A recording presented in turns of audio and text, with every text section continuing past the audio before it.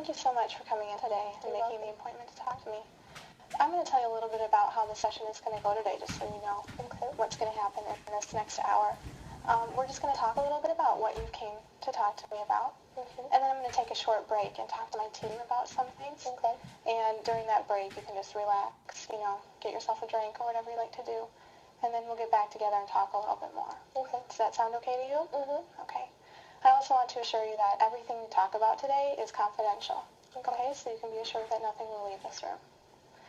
So why don't you start out by telling me a little bit about why you came to see me today?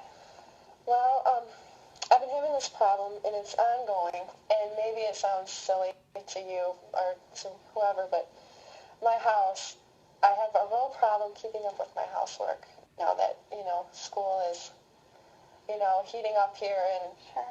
I've got 2 kids and a husband, and my husband works full-time, and my kids are 6 and 4, and it's, right now to go home, it's just totally trash.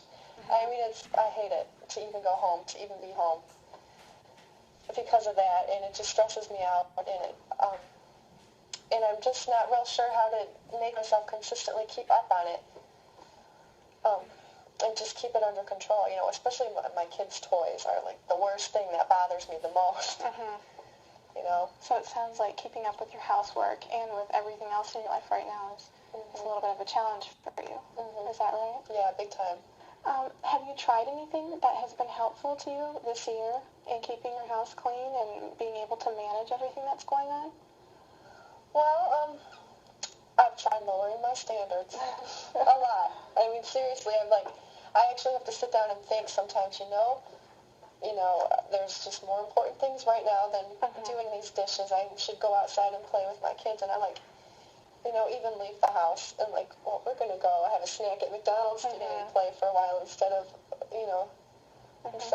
So I've tried that, and I've tried over spring break. I did a really good job. I got my 2 great aunts were coming to visit over spring break on Monday. And I was like, wow, it's a filthy garbage, but I have to get it. And I did a really good job cleaning. And before that, I had gone to my kids' closet and just started ripping things out of their closet that, all their Barbie stuff that they're too young to enjoy anyway, and put it up in the attic. So I had everything organized over spring break, and I didn't have any class, and I just kept up on it all the time. It was great. Then I started school again. Yeah. And everything's just kind of fallen apart since then. I mean, I've got a mountain of laundry in my bathroom that's higher than my oldest child, and that's not even going into the bedrooms. And it's just overwhelming. So, I tried keeping it, and it's just hard to keep up on it. And what else I've tried?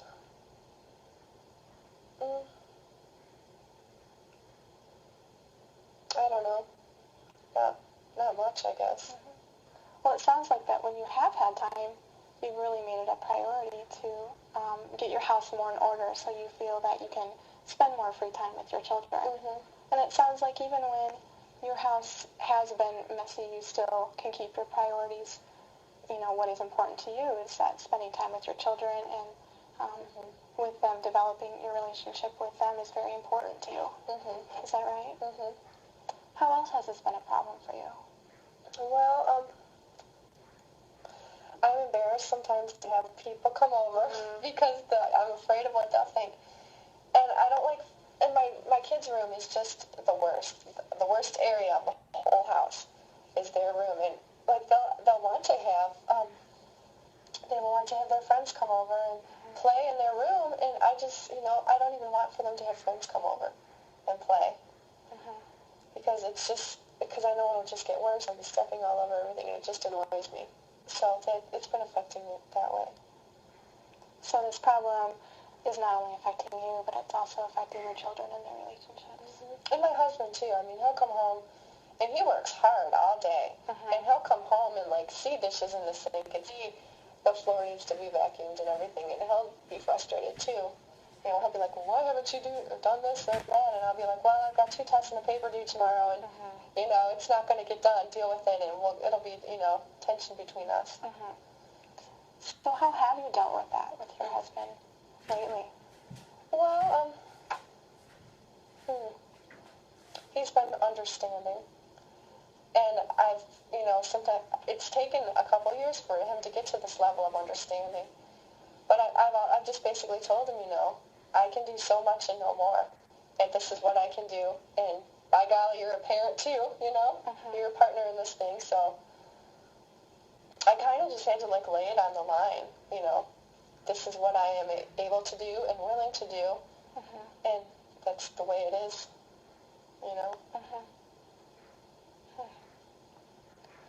You really have some omission with your husband, and you're able to be honest with him about this issue facing you. Yeah. Well, when I'm listening to you talk, I'm hearing that your children are really important to you, and your marriage is really important. And you're going to school full time, and you're a mom, and you're a wife. You're taking on a lot of roles right now. That's a huge thing to accomplish for you to be able to carry out those roles. So I really compliment you for being able to handle all of that at once. Oh, thanks.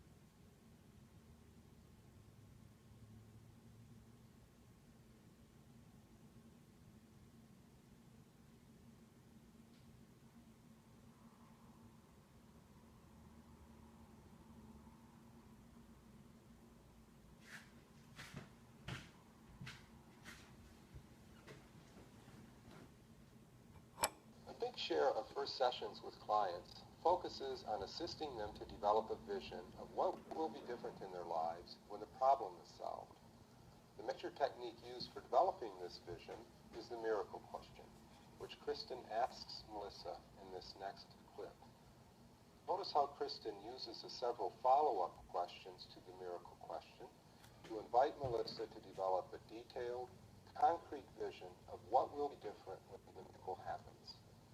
Notice, too, how intrigued and involved Melissa gets in this conversation and how hard she works to answer the questions. Well, I'm going to ask you sort of an interesting question right now. Okay. Would you consider yourself an imaginative person? You would? Okay, then this question will be great for you. Okay. Imagine that you go home after we talk today, and your house is just a mess, okay? It's just how it has been, how you've been describing it to me. There's things all over the floor, there's toys all over. Maybe your girls are playing house on the floor again, okay, and their blankets are spread out. And you go to bed tonight with this issue on your mind, okay? But in the middle of the night, a miracle happens, okay? And you don't know that this miracle has happened until you wake up. And you realize that the miracle has happened, and the miracle is that your house is clean. And you don't feel pulled in any directions. You feel like you are very balanced and that you are able to keep your house in order.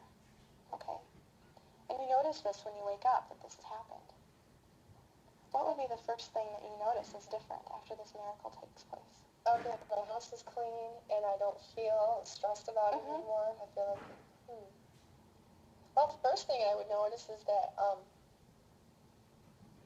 there'd be no dishes in the sink, that kind of stuff. And the toys wouldn't be all over the living room. They'd be where they belong in their little appointed places in the kids' room, behind the couch. I wouldn't be scared to look back there anymore.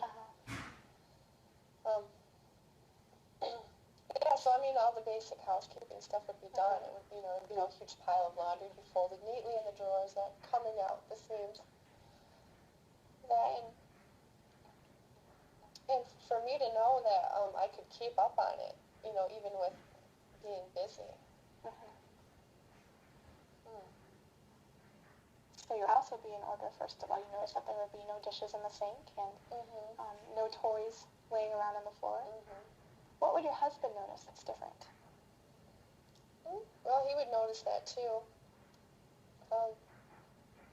He would notice I wouldn't be so stressed out. I wouldn't be going, so lately, a couple of times I've been waiting in the driveway as he pulls in with my books ready to leave because I just can't stand it.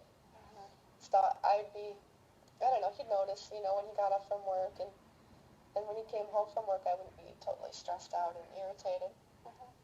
So you wouldn't be stressed out and irritated. What would you be instead? I would have that feeling I had over spring break of like, oh, I'm a good wife and mother, you know. I can have people over to my house and not be embarrassed. I can, you know, my neighbors can pop in from across the street and I don't have to be like, oh God, what are they going to think of me? So you would feel like you're a good mother. Mm-hmm. What would tell you that you are a good mother? Oh, I wouldn't be as irritated with my kids. I wouldn't, you know, I'd be enjoying their play more. Maybe I wouldn't, you know, I feel irritated, like, you know, when I know that they're playing with things and I know I'm going to end up picking them up and I don't even want them to get, you know, it's not appropriate for them not to play with their toys. I can't expect them to sit there and be neat and clean all the time. And I don't know, I wouldn't, you know, I'd respond more positively to their play. Okay. I would be like, oh, be more involved and not be like, what are you getting that out for now, you know? So I'd be more, you know, not as irritated, more responsive to their play and more, you know, interested in their play and more supportive of them playing like that.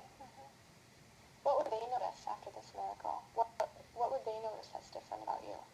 I wouldn't always be saying negative things like, what the heck are you doing now, you know? I wouldn't be saying, well, yelling at them to pick their things up all the time. And,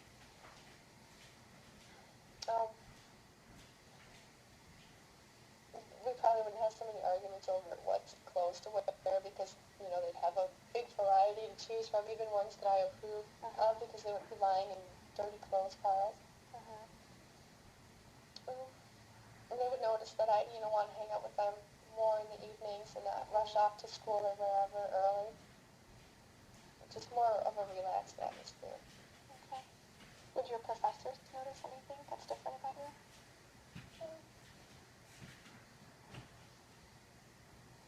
I don't know. Probably not. Sounds like there would be a lot of changes in your life after this miracle takes place.